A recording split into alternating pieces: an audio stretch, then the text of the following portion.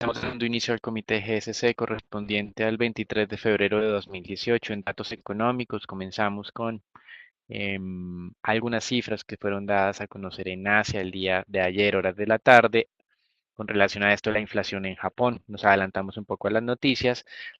Subió más de lo esperado del 1 al 1.4%, pero la inflación básica, eh, digamos, se mantuvo muy baja, simplemente mostrando la dificultad que ha tenido el Banco Central de Japón para cumplir esos objetivos inflacionarios. En Europa también publicando cifras de inflación, en este caso lo que es la versión definitiva correspondiente al mes de enero, confirmando cifras de 1% para la inflación núcleo, 1.3% para la inflación total, con lo que pues obviamente aquí tampoco se ven afugias o un afán desmedido que tenga que tener el Banco Central de Europa para hacer cambios de política monetaria, por lo menos desde el frente inflacionario.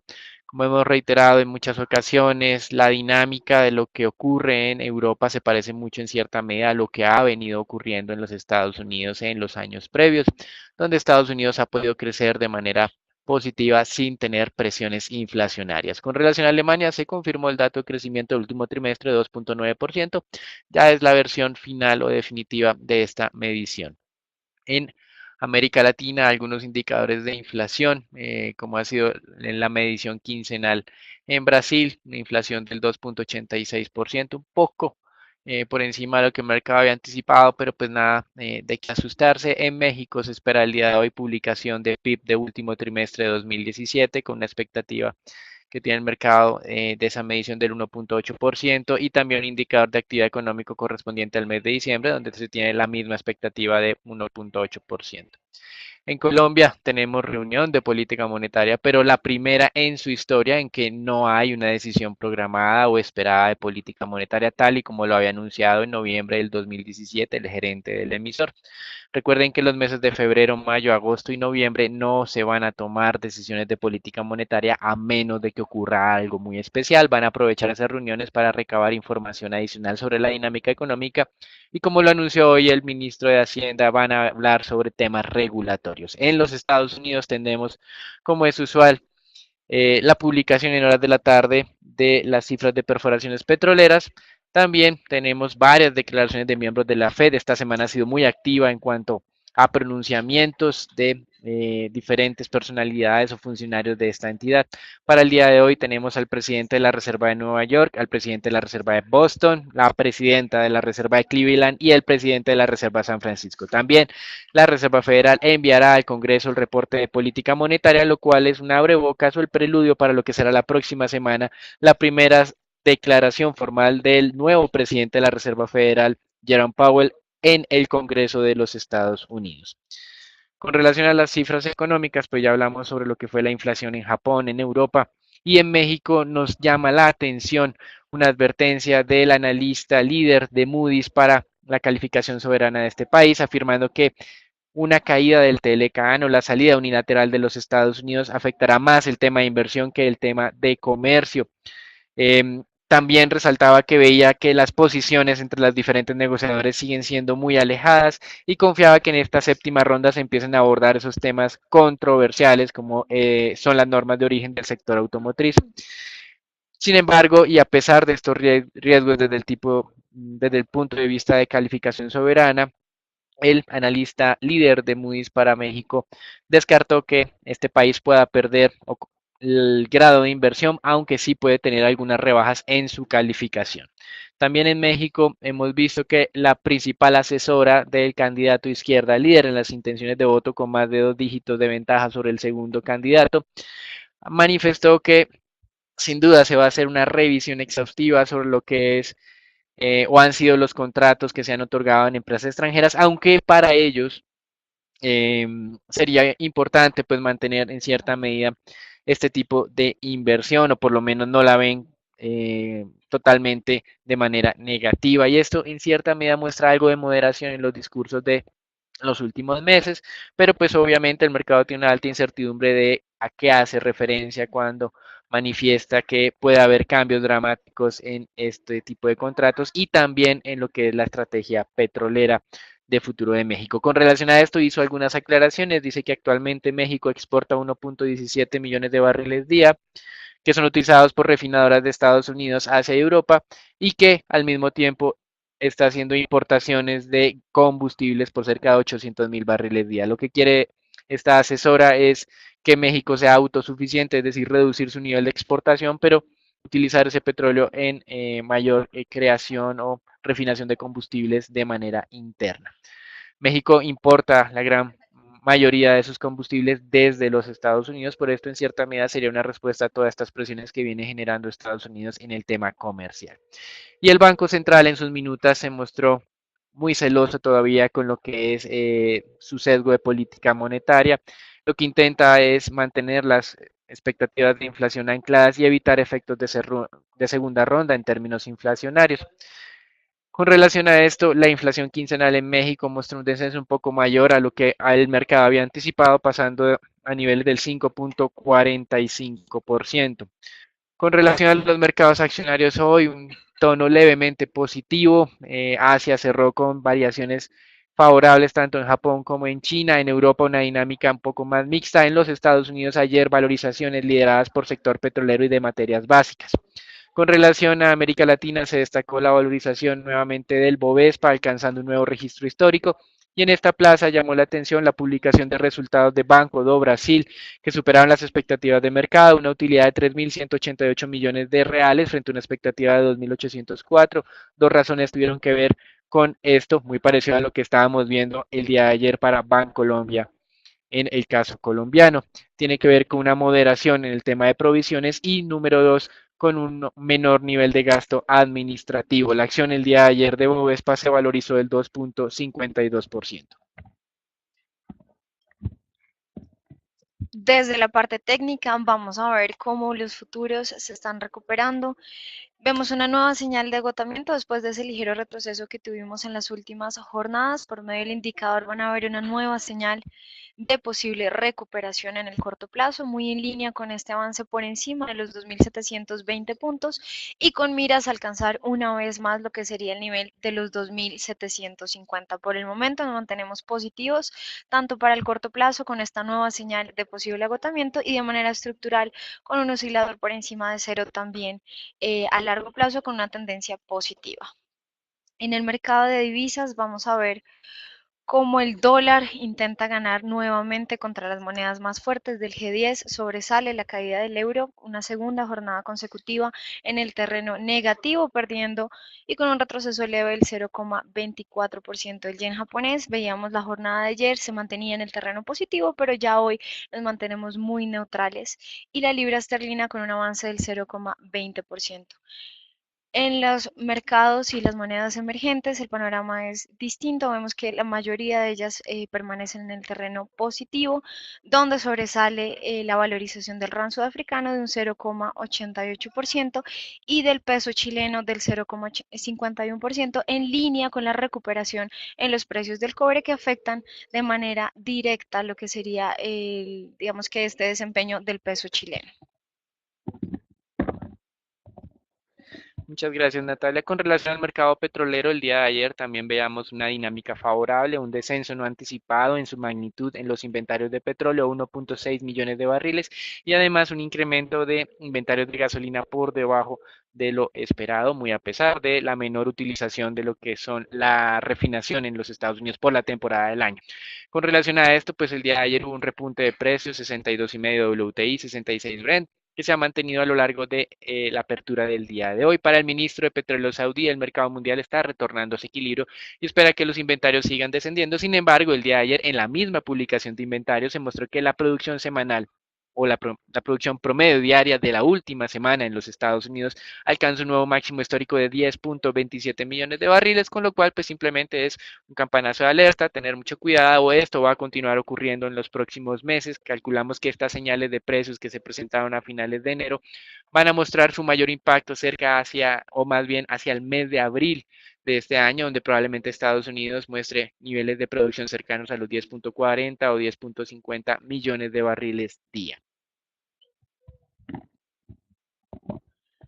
Desde la parte técnica vamos a ver cómo el petróleo se recuperó después de conocerse el dato oficial de inventarios de petróleo. Vemos que tenemos una nueva señal de tendencia al alza con ese nuevo ataque al nivel de los $62 el barril, con lo cual nos acercamos a este soporte del canal lateral que observábamos para comienzos del año en los $62.82. Por el momento, monitorear muy de cerca este nivel. Si se llega a dar el ataque con éxito, entraríamos una vez más al canal lateral entre los $62 y los $65 el barril.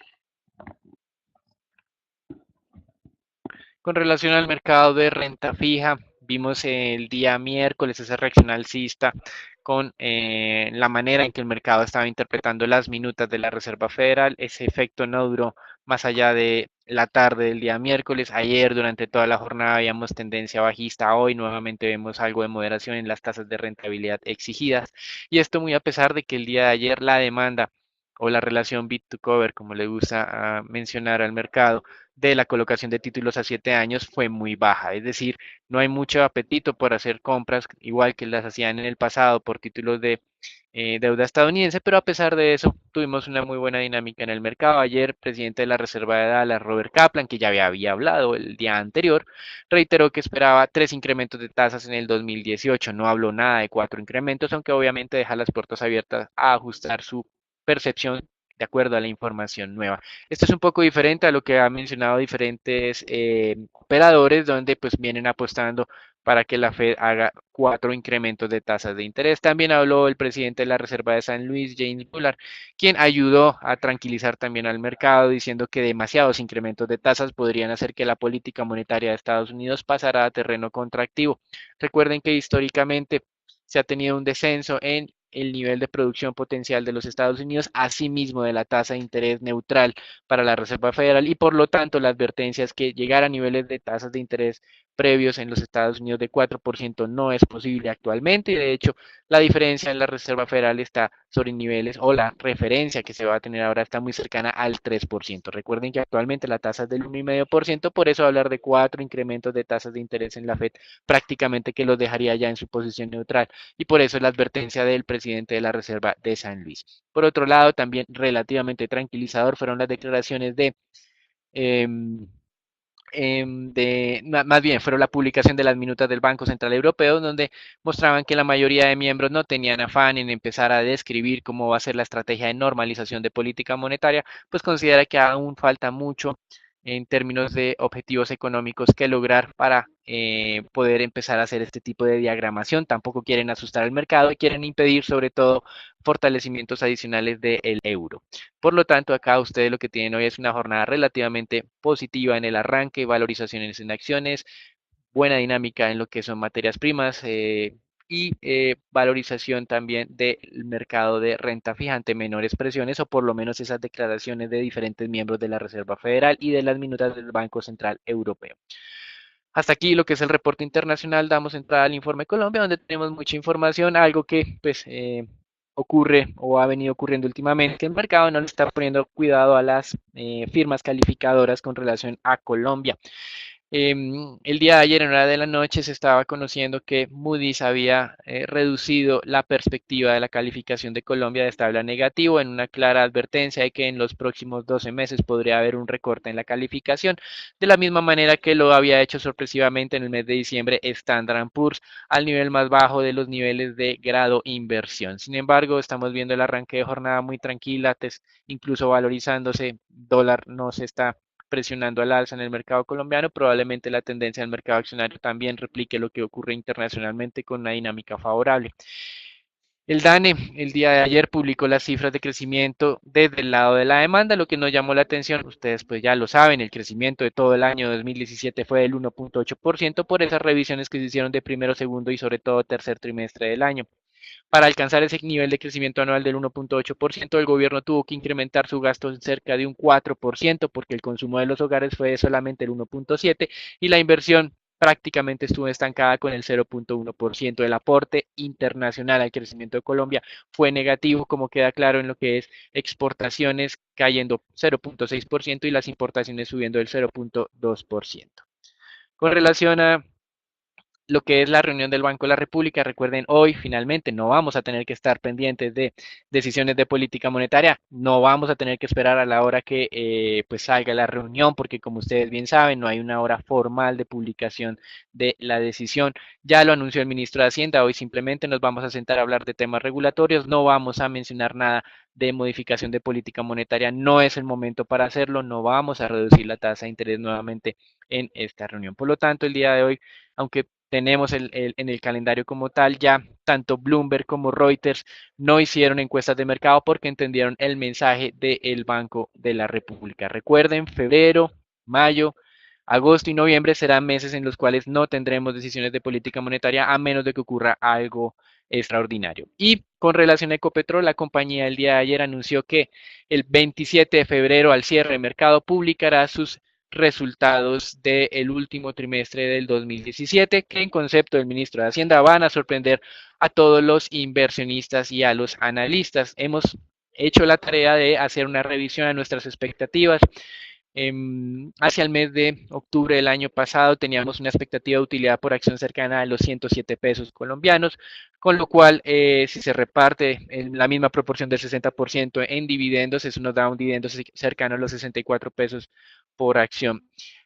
En base en el buen cierre del año 2017, hemos ajustado un poco esa previsión de utilidades de 107 a 118 pesos por acción, y esto haría que el dividendo se acercara a los 71 pesos. Es una muy buena noticia. Sin embargo, nos queda una duda y tiene que ver con unos efectos de carácter contable. En el año 2015, cuando se presentó toda esta caída de precios de petróleo, Ecopetrol hizo unos ajustes contables a sus activos por menor valor que podrían recuperarse hacia futuro. Y esos ajustes contables con la recuperación del precio de petróleo podrían reversarse. En ese momento, año 2015-2016, Ecopetrol tuvo un cargo contable cercano a los 9 billones de pesos. Si se llegara a reversar 2 billones de esos 9 billones con esa mejora de precios de petróleo, algo que creemos extremadamente optimista, pero pues lo estamos planteando, el dividendo por acción no sería de 71 pesos, sino probablemente incluso alcance los 85, que en nuestro concepto sería el escenario positivo extremo. Con base en esto y bajo el precio de la acción del día de ayer, estamos hablando de un dividend yield de si al caso el 3.2%, muy en línea con el promedio de mercado. Por lo tanto, reiteramos nuestro llamado, a pesar de que el día de ayer eliminamos nuestra recomendación de venta en Ecopetrol y pasamos a una posición neutral, de que el mercado ya reflejando todas esas buenas noticias que viene pregonando el ministro de Hacienda. Y en otros datos corporativos interesantes, la BBC anunció un reversal split. Esto simplemente es una agrupación de acciones en una relación de 500-1, como más o menos el precio de la acción de la BBC es cercano a los 25 pesos. Quiere decir que ahora los nuevos rangos de negociación en el momento que se apruebe este reversal split sería de 12.500 pesos. Lo que intenta la Bolsa de Valores de Colombia es tener unos niveles de negociación más acordes, reducir los spreads entre compras y ventas y también pues, mejorar la liquidez de la emisión. Y el día de ayer el Grupo Argos informó que había adquirido casi el 50% de las acciones pendientes de Odinsa. Con esto ya Grupo Argos controla el 99.86% de la participación de Grupo Odinsa y muy probablemente en algún momento tendremos ya el deslistamiento de esta emisión.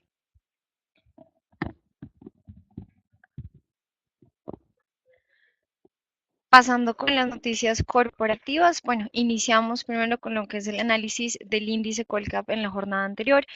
Veamos que en línea con la nueva señal de tendencia positiva se realizó con éxito lo que fue el ataque del nivel de los 1.530 puntos al alza, con lo cual se propone un nuevo avance con miras a alcanzar los 1.560 puntos. Esto muy en línea con un inicio de entrega de resultados bastante positivos y donde les recuerdo que la próxima semana será clave, dado que tendremos los resultados y la publicación de resultados referentes al cuarto trimestre de las empresas más importantes que componen el índice accionario, entre las que se destaca Ecopetrol, ISA, Grupo Sura, Bolsa de Valores de Colombia y Avianca.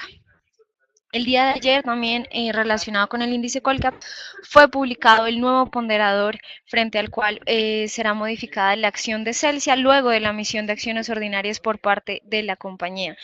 Con esta nueva modificación, Celsia pasaría de una participación de 1,8% a 2,49% y se generaría un flujo de aproximadamente 31.000 millones de pesos. Sin embargo, cabe aclarar que BlackRock, que es el que tiene y calcula lo que es el iColCap, el ETF iColCap frente al Colcap, ya ejerció durante lo que fue la emisión de acciones sus derechos de preferencia, ya que poseía la acción del Celsia, con lo cual este flujo puede que no sea de tal magnitud, sino sea mucho menor, dado que el único índice que tendría que rebalancearse a esta nueva posición de Celsius sería el H. Colcel. Pasando con las noticias corporativas, tuvimos lo que fue la entrega de resultados de Grupo Nutresa referente al cuarto trimestre del 2017. La primera lectura son unos resultados muy positivos. En la parte trimestral lo que vamos a ver entonces es un aumento de los ingresos operacionales de 2,1%. A pesar del posible efecto estacional de fin de año, pues no se vio en gran medida medido por parte de las ventas totales. Pero lo que vemos es una utilidad bruta de aumentando un 5%, dada esta estabilidad que observamos en los costos de ventas que se mantuvieron pues inalterados para el trimestre.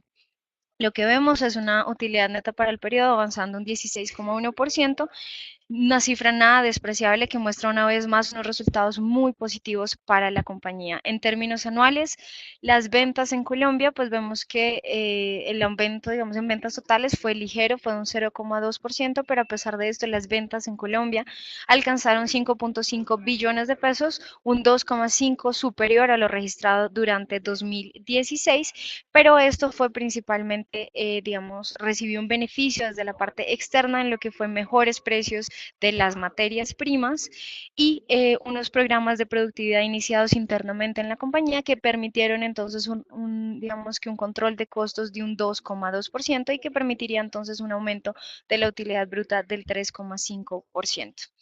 En la parte no operacional, lo que vamos a ver también es que estos pasaron de 270.000 millones a 251.000, se recibió entonces lo que fue un beneficio por la parte de tratar a Venezuela como un instrumento financiero y una disminución también en la parte no operativa de menores gastos financieros que permitieron entonces una utilidad neta avanzando un 6,2% para el año.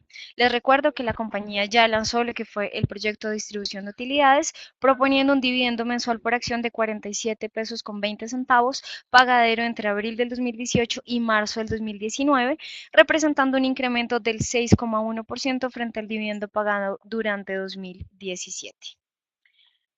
Ya pasando con los resultados relacionados con Grupo Argos, estos fueron publicados el día de ayer y como se preveía muy en línea con lo que fueron los resultados de Odinsa y Celsia, particularmente los resultados de su casa matriz, que es Grupo Argos, fueron muy positivos, pero estuvieron para el trimestre afectados por lo que fue los resultados de Cementos Argos. Vamos a ver un retroceso de los ingresos operacionales de un 3,7% y la compañía pues expresa que el cuarto trimestre fue el segundo trimestre consecutivo en que los tres negocios aportaron de manera positiva a los ingresos y al EBITDA, pero sí es relevante analizar que Cementos Argos no aportó en la misma proporción que lo hizo el segmento de energía y concesiones viales.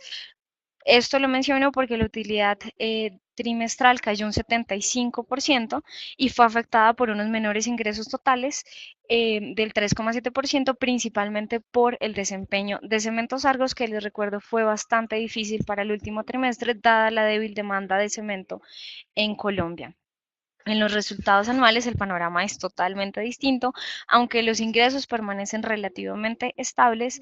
Los menores costos fueron lo que permitió que la utilidad bruta avanzara un 3,2% y que se registrara entonces una cifra de EBITDA cercana a los 3,9 billones de pesos, que la compañía expresa como la cifra de EBITDA máxima histórica para la compañía, pero pues que coincide también con una cifra histórica para Celsia en lo que fue su EBITDA de 1,1 billones de pesos. Con lo cual reitero el mensaje de que Celsia aportó en mayor medida estos buenos resultados positivos frente a lo que fue el desempeño débil de Cementos Argos, pues cobra validez. Veríamos entonces una utilidad neta de un 3,6% mayor para el 2017 frente al 2016.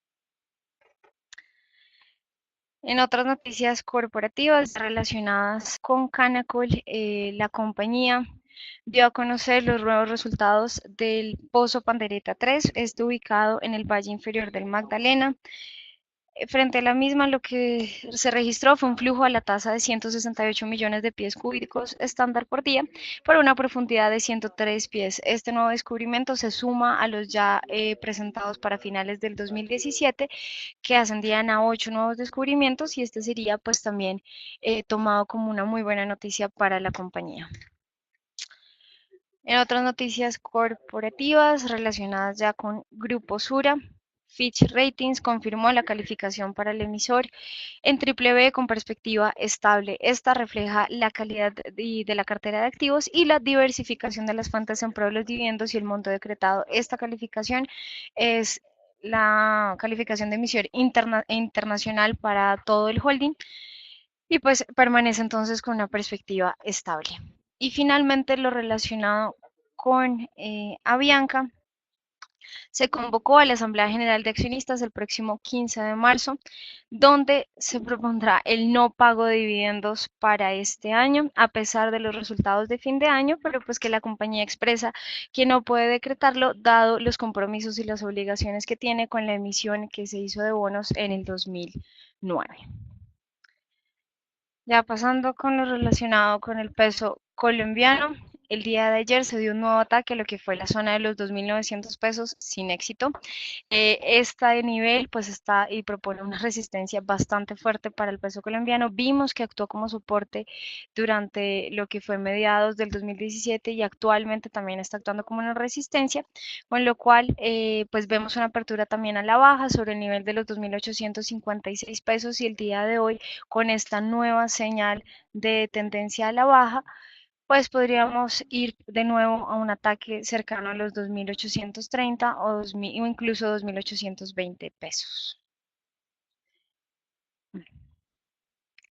Y pasando con lo relacionado con los test del 2024, veíamos un cierre sobre el 6.15 una vez más. Están intentando, pues, se intentó atacar ese nivel del 6.20. Nos mantenemos en una tendencia positiva en términos de tasa, pero por el momento se ve que esta estabilidad y este nivel proponen una resistencia bastante fuerte, con lo cual se han mantenido los títulos de deuda sobre esta primera banda, donde les recuerdo los niveles a monitorear estarían el 6.13, 6.10, que ya lo hemos discutido previamente como un nivel muy importante dentro de una tendencia también a largo plazo de manera positiva.